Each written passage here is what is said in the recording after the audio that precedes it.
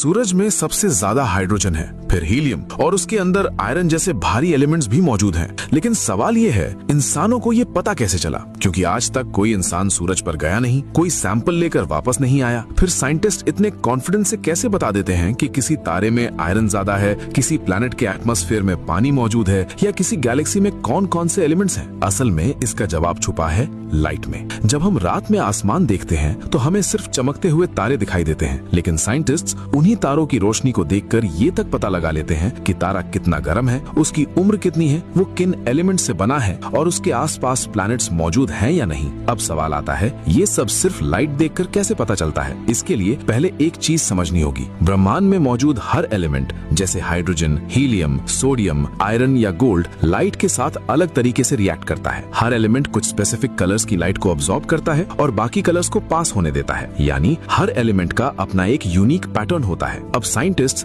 किसी तारे की लाइट को एक मशीन से गुजारते हैं जिसे स्पेक्ट्रोमीटर कहते हैं। ये मशीन उस लाइट को अलग अलग कलर्स में डिवाइड कर देती है, ठीक रेनबो की तरह। इसे स्पेक्ट्रम कहा जाता है। लेकिन यहाँ एक इंटरेस्टिंग चीज दिखाई देती है। जब लाइट रेनबो जैसे कलर्स में फैलती है तो उसके बीच बीच में कुछ पतली काली लाइंस बनती हैं। इन्हें डार्क लाइंस या स्पेक्ट्रल लाइंस कहते हैं और यही लाइंस सबसे इंपॉर्टेंट होती हैं, क्योंकि हर एलिमेंट हमेशा कुछ फिक्स कलर्स की लाइट को अब्सॉर्ब करता है। इसलिए हर एलिमेंट की डार्क लाइंस हमेशा एक फिक्स्ड पोजीशन पर बनती हैं। अगर हाइड्रोजन मौजूद है तो उसकी लाइंस एक खास जगह बनेंगी, आयरन है तो उसका पैटर्न अलग होगा, सोडियम का अलग, हीलियम का अलग। और जैसे ही टेलीस्कोप में वो पैटर्न दिखाई देता है, साइंटिस्ट समझ जाते हैं कि उस तारे में कौन सा एलिमेंट मौजूद है। मतलब तारे तक गए बिना सिर्फ उसकी लाइट को एनालाइज करके उसकी कॉम्पोजिशन पता कर ली जाती है। और इसी टेक्निक की वजह से साइंटिस्ट ने पहले हीलियम को सूरज में खोजा था। उस समय साइंटिस्ट ने सूर्य की लाइट में एक ऐसी स्पेक्ट्रल लाइन देखी जो किसी नोन एलिमेंट से मैच नहीं कर रही थी। बाद में पता चला कि वो एक नया एलिमेंट है